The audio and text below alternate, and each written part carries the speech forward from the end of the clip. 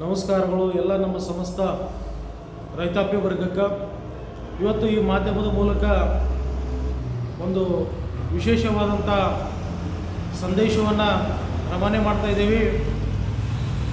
ಇದೇ ತಿಂಗಳು ಫೆಬ್ರವರಿ 22 ಭಾನುವಾರ ವಿಜಯಪುರ ಜಿಲ್ಲೆಯ ಸಿಂದಗಿ ತಾಲೂಕಿನ ಮಾಂಗಲ್ಯ ಭವನದಲ್ಲಿ ಬೆಳಗ್ಗೆ 9:30ರಿಂದ ನಮ್ಮ ಕಬ್ಬು ಬೆಳೆಗಾರರ ಜಾಗೃತಿ ಸಮಾವೇಶ ಕಾರ್ಯಕ್ರಮವನ್ನು ಹಮ್ಮಿಕೊಳ್ಳಲಾಗಿದೆ. ಈ ಕಬ್ಬು ಬೆಳೆಗಾರರ ಜಾಗೃತಿ ಸಮಾವೇಶದ ಪ್ರಮುಖ ಉದ್ದೇಶ ಏನಪ್ಪ ಅಂತಂದ್ರೆ, ನಮ್ಮ ರೈತರ ಇವತ್ತಿನ ದಿನಮಾನಗಳಲ್ಲಿ ಕೃಷಿಯನ್ನು ಕೇವಲ ಸಾಂಪ್ರದಾಯಿಕವಾಗಿ ನಾವು ನೋಡ್ತಾ ಇದ್ದೀವಿ. ನಮ್ಮ ಕುಟುಂಬ ಆರ್ಥಿಕ ನಿರ್ವಹಣೆ ಹೋದರೆ ಸಾಕು ಅನ್ನುವಂಥದ್ದು ದೃಷ್ಟಿಕೋನದಲ್ಲಿ ನಾವು ಕಬ್ಬು ಬೆಳೆಯನ್ನು ನಾವು ಬೆಳೀತಾ ಇದ್ದೀವಿ. ಪ್ರತಿ ಎಕರೆಗೆ ಇವತ್ತು ನಾವು ಬೆಳೀತಾ ಇರೋದು 35ರಿಂದ 40 ಟನ್ ಕಬ್ಬು.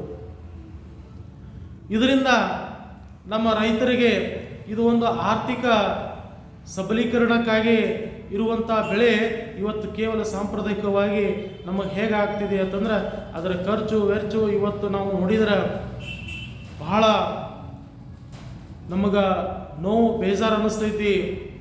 ಕಬ್ಬು ಕಟಾವು ಮಾಡಿ ಕಾರ್ಖಾನೆಗೆ ಒಂದು ತಲುಪುವರೆಗೂ ರೈತರ ಮೇಲೆ ಎಷ್ಟು ಹೊರೆ ಐತಿ, ಅದರ ಖರ್ಚು ವೆಚ್ಚ ಐತಿ ಅನ್ನುವಂಥದ್ದು ಪ್ರತಿಯೊಬ್ಬ ಕಬ್ಬು ಬೆಳೆಗಾರರಿಗೆ ಗೊತ್ತೈತಿ. ನಾವು ಭೂಮಿಯನ್ನು ಕಬ್ಬು ನಾಟಿ ಮಾಡಲಿಕ್ಕೆ ಅದನ್ನು ಬೀಜವನ್ನು ಹಚ್ಚಿ ಬೆಳೆಸಬೇಕು ಅಂದರೆ ಭೂಮಿ ಹದ ಮಾಡೋದು ಹಿಡ್ಕೊಂಡು ಅದನ್ನು ಫ್ಯಾಕ್ಟ್ರಿ ತಲುಪಿಸುವವರೆಗೂ ರೈತನ ಗೋಳು ಆತನಿಗೆ ಗೊತ್ತು. ಅದಕ್ಕೆ ನಾವು ಎಲ್ಲರೂ ಒಂದು ರೈತ ಸಂಘಟನೆಯಿಂದ ಒಂದು ಒಳ್ಳೆಯ ವಿಚಾರವನ್ನು ಕೃಷಿ ಇಲಾಖೆ ಜೊತೆ ಚರ್ಚೆ ಮಾಡಿ ನಮ್ಮ ರೈತರಿಗೆ ಒಂದು ಒಳ್ಳೆಯ ಉಪಯೋಗ ಆಗುವಂಥ ಒಂದು ಕಾರ್ಯಾಗಾರವನ್ನು ಹಮ್ಮಿಕೊಳ್ಳೋಣ ಅಂಥೇಳಿ ಎಲ್ಲ ಕಾರ್ಖಾನೆಗಳ ಕೃಷಿ ಇಲಾಖೆ ರೈತ ಸಂಘಟನೆ ಒಂದು ಸಂಯೋಗದಲ್ಲಿ ನಮ್ಮ ಸಮಸ್ತ ರೈತರಿಗೆ ಒಂದು ಅನುಕೂಲ ಆಗಬೇಕು. ನಾವು ಎಲ್ಲರೂ ಕಳೆದ ವರ್ಷ ಕೇವಲ 100, 200, 300 ರೂಪಾಯಿಗೆ ಹಗಲು ರಾತ್ರಿ ಬೀದಿಯಲ್ಲಿ ಹೋರಾಟ ಮಾಡಿ 200, 300 ರೂಪಾಯಿ ಬೆಲೆಯನ್ನು ಪಡೆದ್ವಿ. ನಮ್ಮಲ್ಲಿ ಒಂದು ವಿಚಾರ ಬಂತು, ನಾವು 200, 300 ರೂಪಾಯಿಗೆ ಇಷ್ಟೊಂದು ಒಂದು ಹೋರಾಟ ಮಾಡಿದ್ವಿ, ಯಾಕೆ ನಮ್ಮ ರೈತರಲ್ಲೇ ಜಮೀನಲ್ಲಿ ಪ್ರತಿ ಎಕರೆಗೆ ಒಂದು 80 ಟನ್ನು 90 ಟನ್ನು ಇಳುವರಿ ಬರುವಂಗ ನಾವು ಕೃಷಿ ವ್ಯವಸಾಯದಲ್ಲೇ ಒಂದು ಬದಲಾವಣೆ ತರೋಣ ಅನ್ನುವಂಥ ಒಂದು ವಿಚಾರ ಬಂತು ನಮ್ಮಲ್ಲಿ. ಯಾಕಂತಂದ್ರೆ 35ರಿಂದ 40 ಟನ್ ಬೆಳೆಯುವಂಥ ಭೂಮಿಯಲ್ಲೇ ನಾವು 80ರಿಂದ 90 ಟನ್ನು ಈ ಕಬ್ಬು ಕೃಷಿ ಬೆಳೆದ್ರೆ ನಮ್ಮ ರೈತರಿಗೆ ಒಂದು ಆರ್ಥಿಕವಾಗಿ ಸದೃಢ ಆಗಲಿಕ್ಕೆ ಬಹಳ ಅನುಕೂಲ ಆಗ್ತದೆ. ಒಂದು ದೊಡ್ಡ ಮಟ್ಟದಲ್ಲಿ ಬದಲಾವಣೆ ಆಗ್ತದೆ. ಇವತ್ತಿನ ಶಿಕ್ಷಣ ವ್ಯವಸ್ಥೆಯ, ಆರೋಗ್ಯದ ವ್ಯವಸ್ಥೆ, ಒಂದು ಸಾಮಾಜಿಕ ಕಾರ್ಯಗಳು, ಮನೆಯಲ್ಲಿ ಕುಟುಂಬದಲ್ಲಿ ಮಕ್ಕಳ ಮದುವೆ, ಹೀಗೆ ರೈತನ ಮನೆ ಕಟ್ಕೋಬೇಕು, ಈಗ ಸಾಕಷ್ಟು ಖರ್ಚು ವೆಚ್ಚಗಳಿರ್ತಾವೆ. ಇವತ್ತಿನ ಬೆಳೆಯಲ್ಲಿ ನಾವು ಬೆಳೆದು ಇವೆಲ್ಲ ನಿಭಾಯಿಸ್ಕೋತೀನಿ ಅಂದ್ರೆ ಬಹಳ ಭಾರವಾದಂಥ ಕೆಲಸ. ಇವತ್ತು ರೈತನ RTCಯಲ್ಲಿ ಬೋಜ ಇಲ್ಲದೆ ಇರುವಂಥ ಒಂದು ಪಾಣಿನೇ ಇಲ್ಲ ಹುಡುಕಿದ್ರೆ. ಮತ್ತು ಅಂಥ ಸ್ಥಿತಿ ಇರುವಾಗ ರೈತರನ್ನು ನಾವು ಸದೃಢಗೊಳಿಸಬೇಕು ಅಂತಂದ್ರೆ ನಾವು ಹೊಸ ಬದಲಾವಣೆಯನ್ನು ನಾವು ತರಲೇಬೇಕಾಗೈತಿ. ಅದಕ್ಕೆ ಒಂದು ದೊಡ್ಡ ಮಟ್ಟದಲ್ಲಿ ಒಂದು ಸೆಮಿನಾರ್ ಕಾರ್ಯಾಗಾರವನ್ನು ಸಮಾವೇಶವನ್ನು ಹಮ್ಮಿಕೊಂಡಿದ್ದೀವಿ. ಸುಮಾರು 4ರಿಂದ 5 ಸಾವಿರ ಜನಸಂಖ್ಯೆ ಬರುವ ನಿರೀಕ್ಷೆಯಲ್ಲೇ ನಾವಿದ್ದೀವಿ. ಶುಗರ್ ಕೇನ್ ರಿಸರ್ಚ್ ಸೆಂಟರ್ದ ಸೈಂಟಿಸ್ಟು ಹಾಗೆ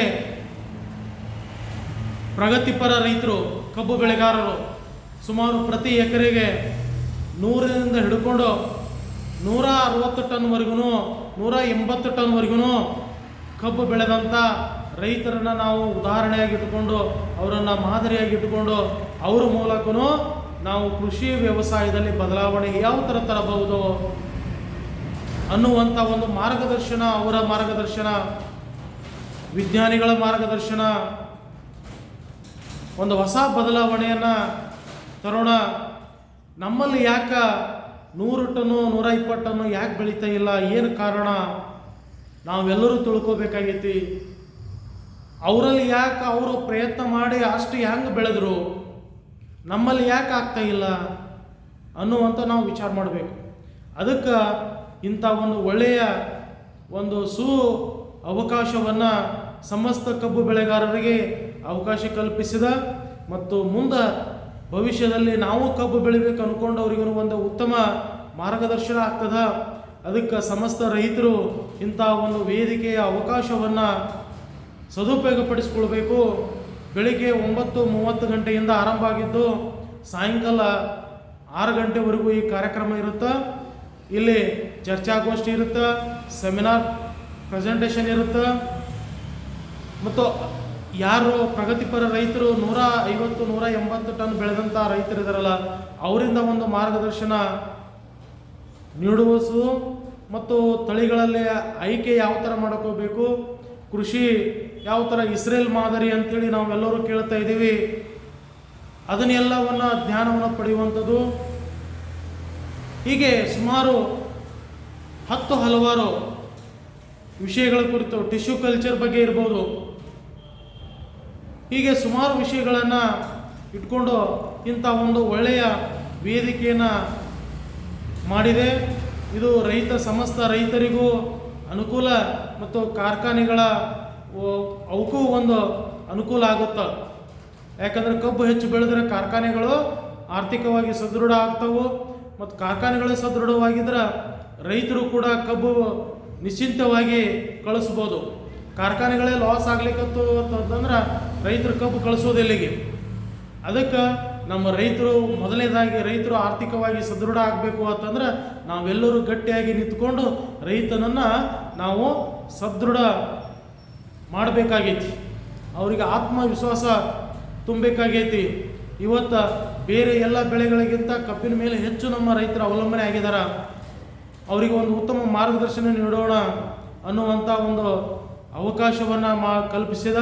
ದಯವಿಟ್ಟು ಎಲ್ಲ ಸಮಸ್ತ ರೈತರು ಯಾವುದೇ ಪಕ್ಷ ಭೇದ ಜಾತಿ ಧರ್ಮ ಯಾವುದನ್ನು ಪರಿಗಣನೆ ಮಾಡದೆ ದಯವಿಟ್ಟು ಆಗಮಿಸಬೇಕು, ಈ ಸದುಪಯೋಗ ಪಡೆದುಕೊಳ್ಬೇಕು ಅನ್ನುವಂಥದ್ದು ನಮ್ಮ ಕೋರಿಕೆಯಾಗಿದೆ. ರಾಜ್ಯಾಧ್ಯಕ್ಷರು ಶಂಕರಗೌಡ ಹಿರೇಗೌಡರು, ಉತ್ತರ ಕರ್ನಾಟಕ ರಾಜ್ಯ ರೈತ ಸಂಘ. ಜೈ ಜವಾನ್ ಜೈ ಕಿಸಾನ್.